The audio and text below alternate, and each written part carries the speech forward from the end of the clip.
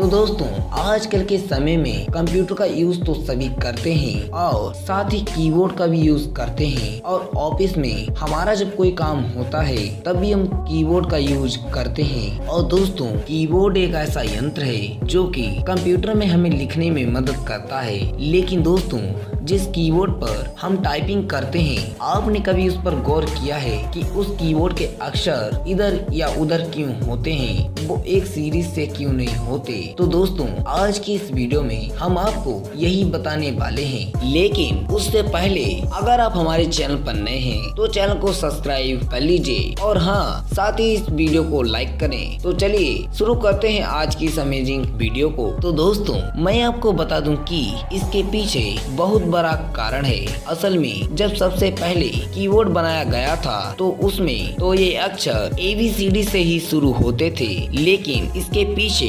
Developers ने पाया कि कम पढ़े लिखे लोग भी इस कीबोर्ड पर बहुत ज्यादा तेजी से टाइपिंग कर सकते हैं, इसीलिए उन्होंने इंग्लिश वर्ड को इधर उधर कर दिया।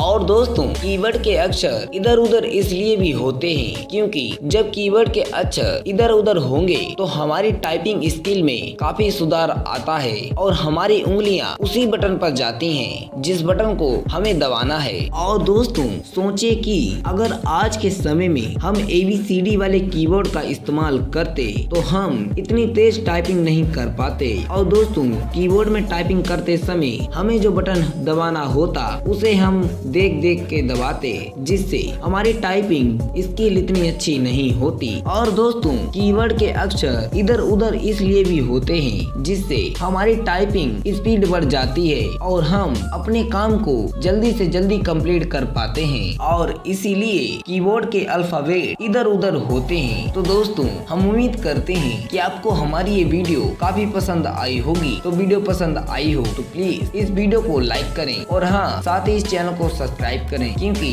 इस चैनल पर आपको ऐसे ही डाउट क्लियर करने वाली वीडियो मिलती रहती है। तो चलिए मिलते हैं नेक्स्ट वीडियो में।